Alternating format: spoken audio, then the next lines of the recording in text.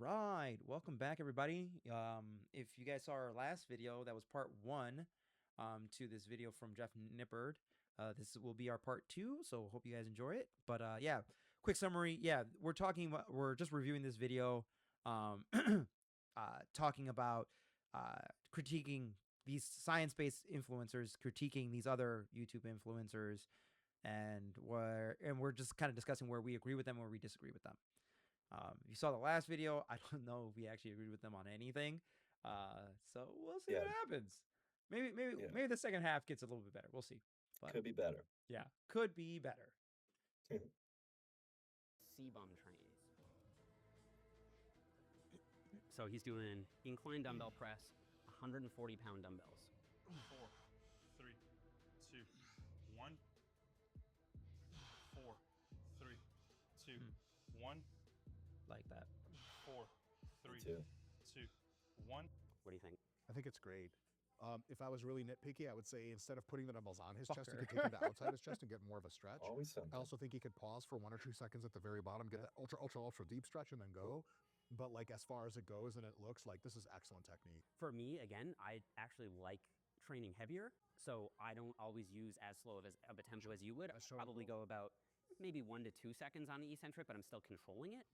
However, when you get as strong as Chris or yourself, like he's already using 140-pound dumbbells. So if he did a negative like me, he might need to use the 180s. And at that point, you don't have those dumbbells, or they're just so big. It also gets weird to load him on your knees and stuff and load him up here. I mean, you got guys helping you. The whole thing is. That's it. So once you get so big, I just do think that that's a fantastic strategy to use a slow or negative.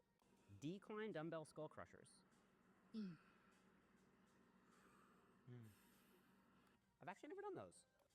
I'm not an enormous fan because at the very bottom end where the stretch is applied, the lever arm isn't actually making the exercise as difficult as possible. Now, this is a cool variant to do every now and again, but a straight flat bench will get your upper arm to be completely parallel to the ground at the bottom. And the deeper you go, the higher the force is. I think you can't really beat that at the end of the day. I think for some people, if they hold it what I call double dildo style, they'll get some elbow weirdness. So sometimes I like to do thumbless. And even with dumbbells, I like to treat it as a bar, do like a 45 angle instead of like this. But I think this is awesome. This back work is interesting. So these are T-bar rows.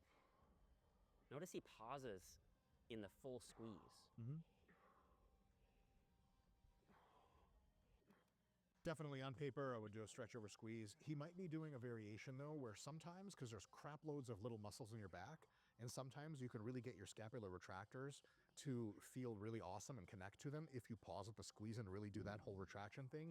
So sometimes people think the goal is overall back hypertrophy, but if the goal is doing some of the mid-back musculature and really squeezing it, sometimes I think, yeah, there may be a place for top pauses. That makes perfect sense, man. And like I said in the video we did on your channel, like I think you can go overboard with the stretch stuff to the point where you just like completely negate the squeeze altogether. And sometimes the squeeze does help you get that mind muscle connection. And with a muscle like the back, that's not really a muscle, but a web of muscles. Sometimes it matters. Like, are you actually connecting with the muscle that you're trying to on this move? Totally. So yeah, okay, perfectly valid. All right, lean beef patty. The one and only. So these are seated hamstring curls, and you can see she's leaning forward over the machine. So I like this technique. I personally do lean forward. For me, that's comfortable. I think for some people, they find they're not as stable when they do this, in which case I would almost favor stability over the little bit of extra pre-stretch that you get by leaning forward and say lock yourself in and then just push it really hard. I agree a ton. For me, like it also depends on the machine. Some machines in the seated hamstring curl, I can lean forward and it feels great. Other machines, I'm like, oh, there's like a pole in my chest. I'm like, fuck that. I lean back, I get really a ton of neural drive. I'm comfortable. I can produce a ton of force, activate a lot of musculature. If you, on any given hamstring machine, want to find out what's best for you, just simply do a test. No wrong answers there. Nice. Okay, this is an interesting one. I think she calls these twerker squats. Oh. Put your health bar out now. So she basically does like a little pulse in the hole, so like a half rep, and then a full rep. I love it. I think that's a great way to get more time in that stretch position. From a powerlifting standpoint, if you're trying to maximize your squat, I'd say to probably stick with the full range of motion reps just because it's a little more specific to what you're doing in competition.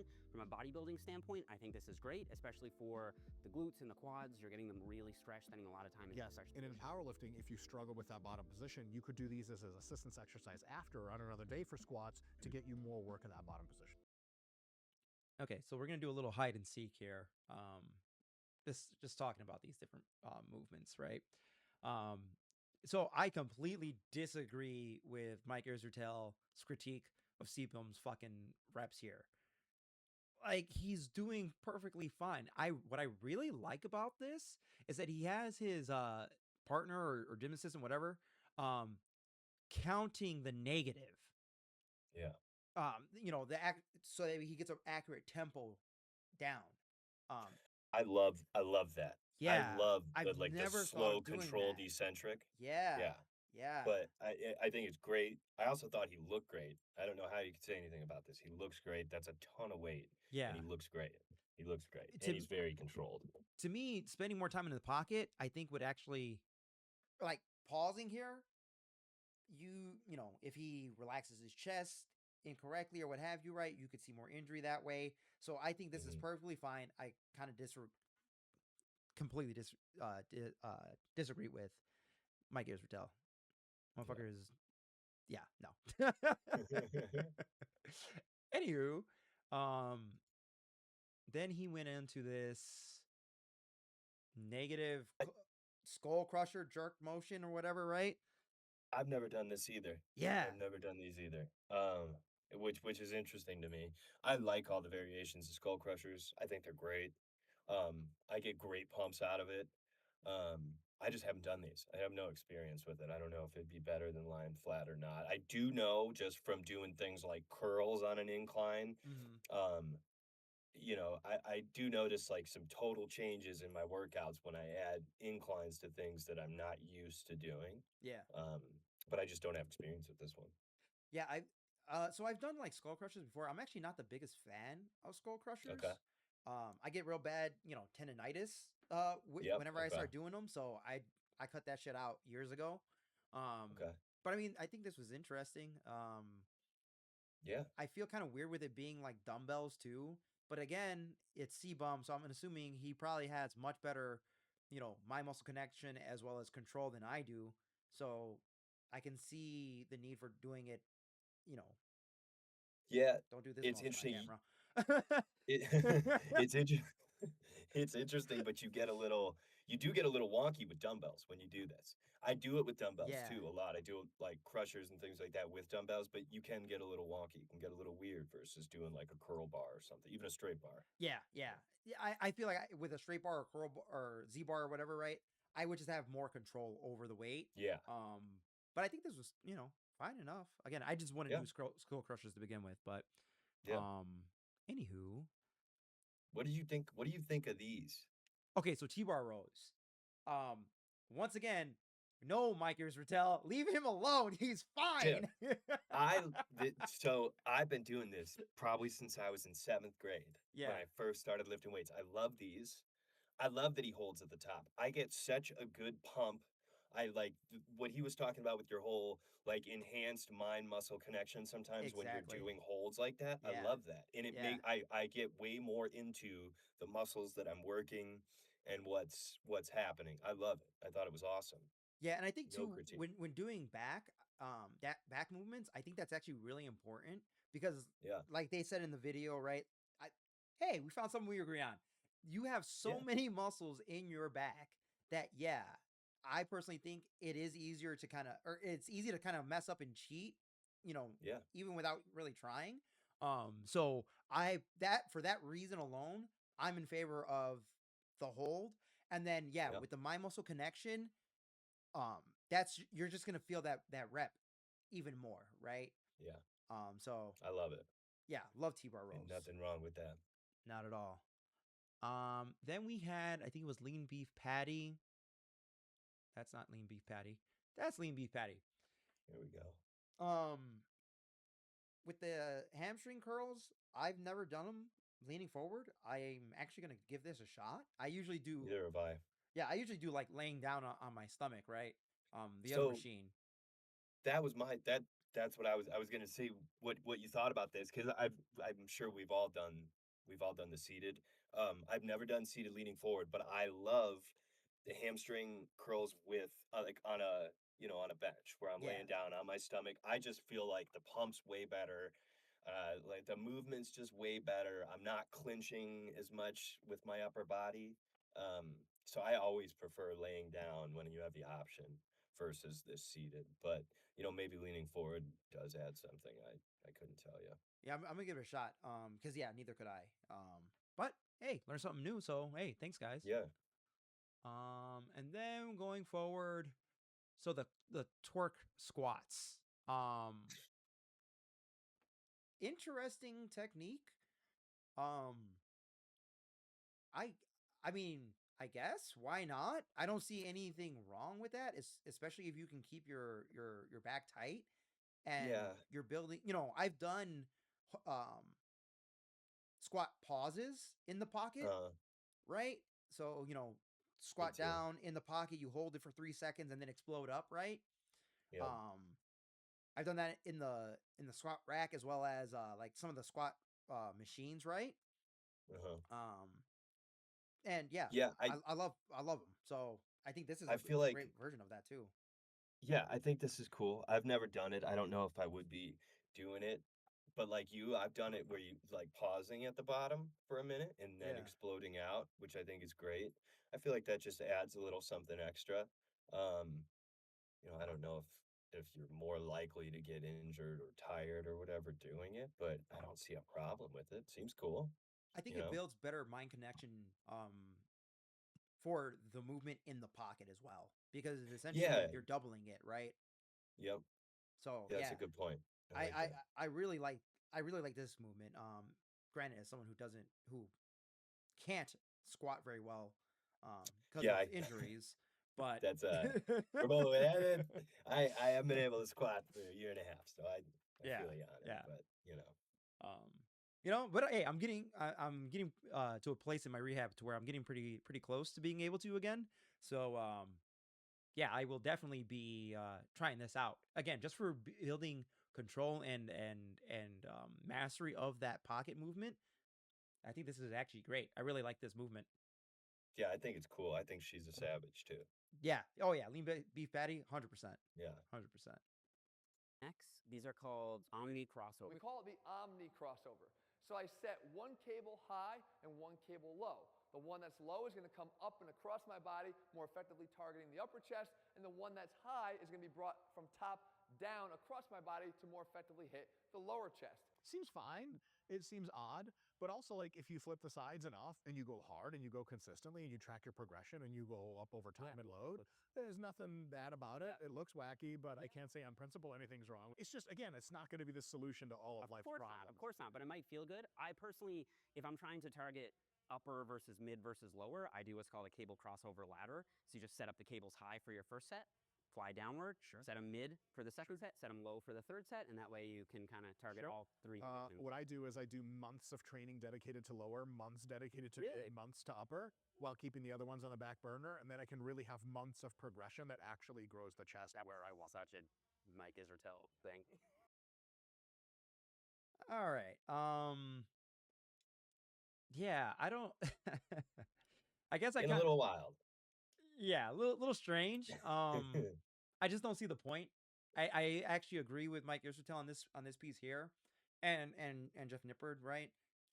It's not inherently wrong with this movement. It's just like why?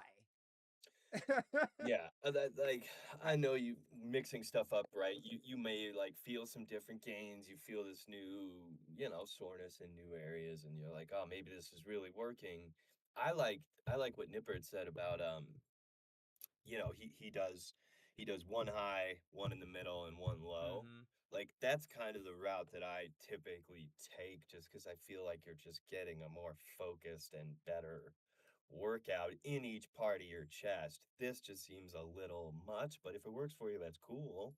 Yeah. But it's a little, I mean, it just looks wonky to begin with, and I don't know, how And I think it's a beneficial little that would be. overly stimulating, right? A little maybe not Yeah, overly stimulating, overly complicated. yeah, You know, I am not a big fan of doing complicated movements in the gym. Like, yes, certain complicated under load. movements, right? Like heavy deadlift, a heavy bench, heavy squat, right? Sure, those are complicated movements that yes, there's benefit to that. But shit like this, I think you're just like you're complicating the movement for what? You could easily just do a set high and a set low. Hey, if you want Yeah. to like, save time or something like that, superset them. Okay, right. Yeah. This I think for most beginners, especially, right? You're The gonna hurt something. the mind, yeah, you're gonna hurt yourself. Yeah, right? I mean, That mind muscle connection too, like you're not gonna be able to efficiently do that no, and stabilize, and there's just because too much it's going all on. over the place. Yeah. Yeah. Yeah, so maybe I don't think this one really has and this is more of a critique for I think his name is Jeff Cavalier, Athlete X. This is more of a critique for him on this movement because what's the point? Why are you overcomplicating shit? Yeah. Kiss. Keep it simple, stupid. Yeah. Let's see what else we got here today. All right, so a little bit further in the video, we got hype topics. Let's check it out. We're gonna switch over to some hype stuff. Okay. All right. Well, a lot of people say, okay, do I need to get into an ice bath? No, you need to get uncomfortably cold for 11 minutes a week. That could be done with a cold shower. That could be done by getting into an ice bath. That could be done by getting into the ocean. That could be done by getting into a lake. That could be, it is not important how you get cold. You could even put ice packs on your neck or in your whatever, in your pants. get I mean, cold. People do that. I know that people like the cold thing because it's difficult and it's kind of shocking and it gets their parasympathetic or sorry, their sympathetic going, and you get a parasympathetic rebound after, which means you're super, super relaxed, which is awesome. There's also something that Huberman talks about all the time, which I think is super valid, which is like expose yourself to difficult things and makes the rest easier. My retort to that is like just train hard, because when you're training hard, not only are you experiencing psychological difficulty, like getting all those benefits, but you're also like making yourself way healthier, body composition changes, aesthetic changes, gym culture, vibes. You get none of the rest of those things from cold tub exposure. I'm interested in the idea that there may be these notable benefits from chronic cold exposure, equalized for all the variables. I just haven't seen the convincing literature to show that that's the case. And it might be true. I wouldn't put a lot of money into it currently myself. Yeah, I might be a little more critical than that. I feel like cold stuff is one of the most overhyped things in fitness right now. I agree with that also. And tons of people do it, and the evidence is just so scant. Sure. If it allows you to be more motivated and be more productive throughout your day, then like that's great. But like I feel like I'm not necessarily saying Huberman is doing this, but like a lot of influencers market it as though it's like the key to success, just broadly speaking. Sure. And it's just crazy. Sure. If you enjoy it, go for it. But I think a lot of people suffer through it because they think they have to. I did a video calculating how many extra calories you burn in an ice bath, and it's like 10. You'd literally be better off just walking in place rather than getting in the cold bath. Like a minute. And from recovery, there's new evidence showing that hot exposure, so like a hot bath, seems to be better than a cold bath after a workout. Again, if it helps you be more productive, go for it. But if you hate it, then like you really don't need to do it. This is an interesting nutrition claim. This is not a calorie thing. The belief in the calorie myth creates enormous human suffering. And it's not accurate that you've said and I've said. Hunger is what matters. And telling people that they should not eat because of calories, it's like telling people don't have sex. Like, how well has that worked in teenagers? Strained analogy. But there's some wisdom there. I will say, to sort of steelman this position, Yeah. hunger signaling is the absolute core genesis of obesity and the reason people are out of control with their body weight. If they consistently eat fewer calories, they'll lose all the weight you want. I mean, it's shown in science. There's a reason people die of starvation. Yeah. Low calories don't just make you gain weight. The thing is, they won't. They'll get super hungry and then they'll go to McDonald's and they'll make up for it. So yeah, there's a really good claim in here, but the whole calorie myth is just not a myth. It's just scientific fact. Keto and hunger management and all this stuff can work with calorie balance. You don't have to have one or the other. Yeah, exactly. The reason why hunger is so important is because it can determine caloric balance. Weird. Like that is the fundamental thing. 3 servings of Chex. I was actually kind of disappointed. I was scanning around the kitchen.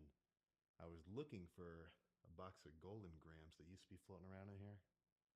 Somebody must have finished them off. But, whatever. Do you think that eating like that? cereal like this in the off season is okay, or is this a bad idea? If you don't have hunger signaling problems, eating it pre-contest is totally fine too. This is just not something I'm really willing to debate much anymore, because it's just completely crystal clear that if their macros are sorted, if your sodium intake is under control, the food sources really just don't matter much. Yeah, I agree. I mean, I think that when it comes to body composition, it really does come down to the calories and the macros almost entirely. If you are very, very, very restrictive with your diet to the point that you're developing nutrient deficiencies, then like I think that can probably do some like hormonal suppression and be suboptimal, but you have to eat really bad. Like just add some vegetables with this, and I really think it's probably almost all cereals in the United States are fortified, and they have tons and tons of vitamins and minerals. So cereal, even breakfast cereal, is really nutritive. Fair enough. I want you to rate this. We're gonna look at that in just a second. But let's talk about these last few topics real quick. All right, so I took it back to Mr. Rogan in the tub here. Have you ever done a cold plunge? So it's I agree with these guys on the idea that like this has become just one of those big hot topics, possibly because of how much Rogan talks about it. Yeah. And a lot of people, Huberman, it was brought up so much. I got one as a white elephant Christmas gift. I used it 2 or 3 times. It's miserable. But what I was doing at a point was I was jumping into the lake in the winter once a week after work, after working long days. Yeah. I feel great after I do it. I do feel like there is some type of systemic reduction in inflammation if I'm super inflamed. Like if Yeah. I've had a really rough day working hard, really rough workouts. But that said, how much is actually happening? I don't, I think it's questionable. Obviously, it's good to do hard things. It's a mental challenge, right? Yeah. Yeah. But what all it's actually doing, I do know that you get this big endorphin rush from it, which is cool and it feels good. Um, but is it like the game changer that everyone talks about? I don't think so at all. That's very questionable, you know. Yeah. Yeah. Have you done it? Are you into it? I've never done a cold plunge. However, I do. Yeah, I've kind of always looked at it like, you know, some people just like saying that they do cool things or things that they think are cool, right? Yeah. Like, you know, And it became popular. yeah, And it yeah. was, yeah. You know, hey, I would like to talk more about how much I can deadlift, but no one gives a shit about that. You know what I mean? But I'm pretty Yeah. sure if people actually thought that shit was cool, you'd hear me talk about it a lot more. You know what I mean? Right. And that's kind of how I see this whole cold plunge thing. It's just like, well, you know, it sounded cool. Oh, you jump in a cold bath for how long? You know what I mean? Like it sounds like one of those Right. extreme things that only like tough people do. And you can tolerate it.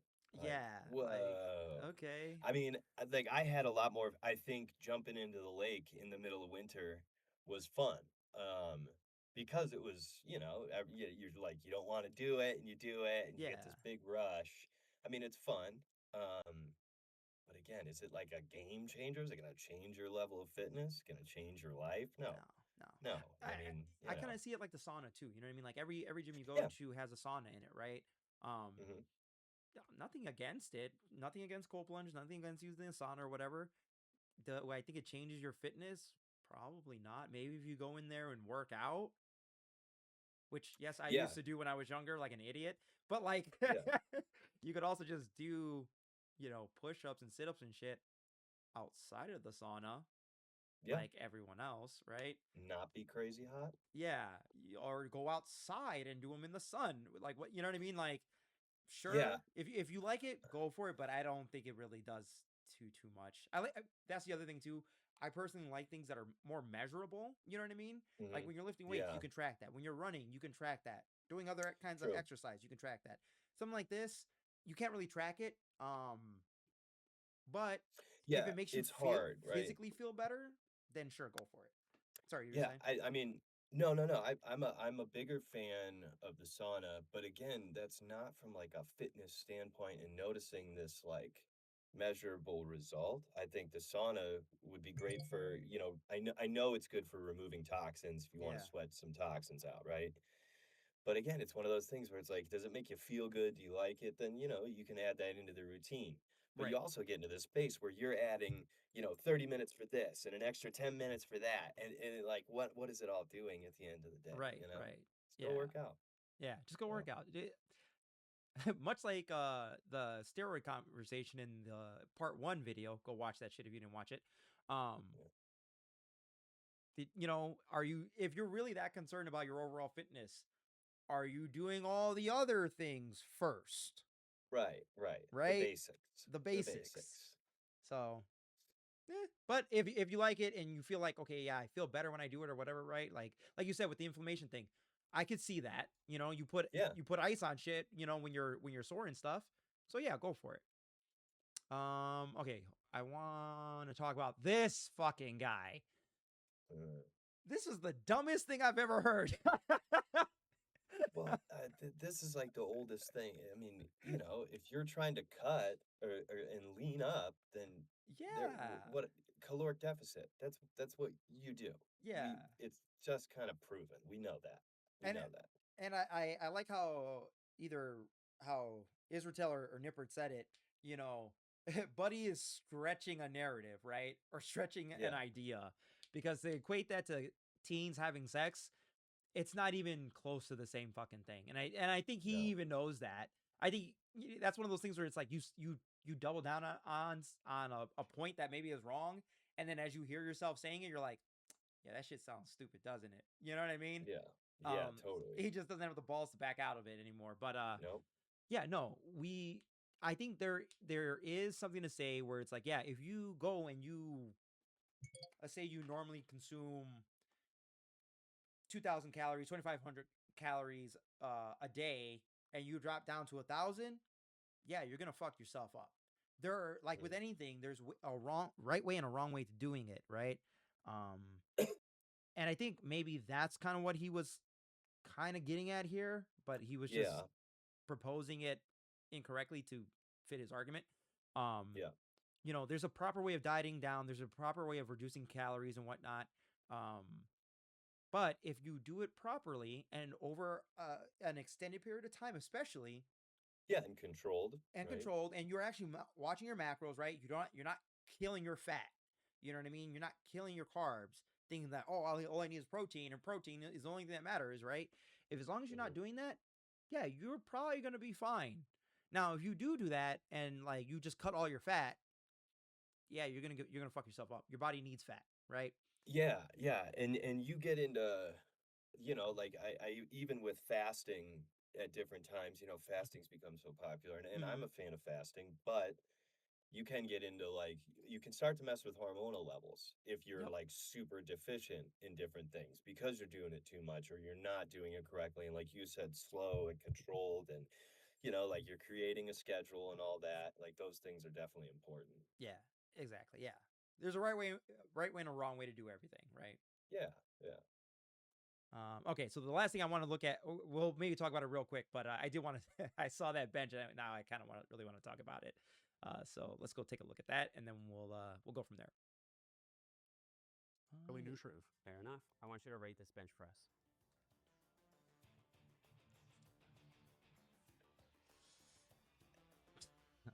Fuck you. What even is that? I respect the fuck out of the What art. is It's that? super impressive. I respect the rule book.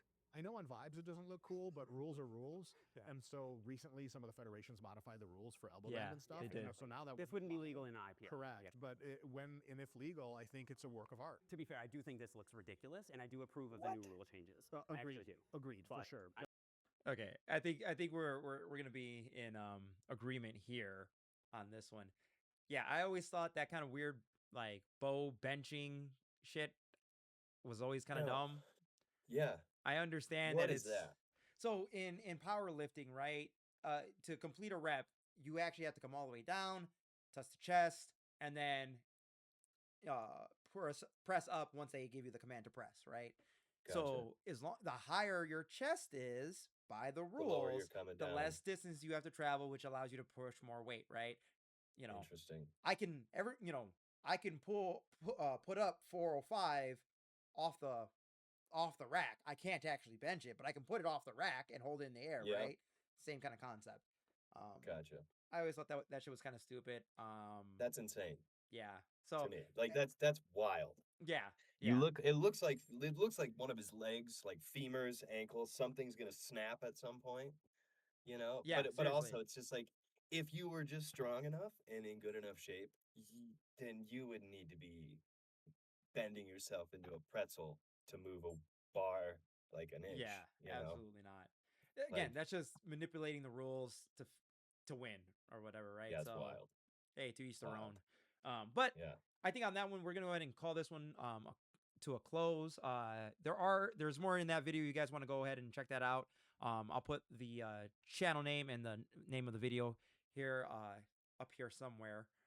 So guys, go ahead and check that out. If you liked our video though, you know, please think about subscribing, maybe giving it a like. We definitely appreciate it, and we appreciate you guys for watching, even if you don't. So with that, I think we'll call it to a close, and we'll catch you guys in the next one. Thank you guys. Later. See ya.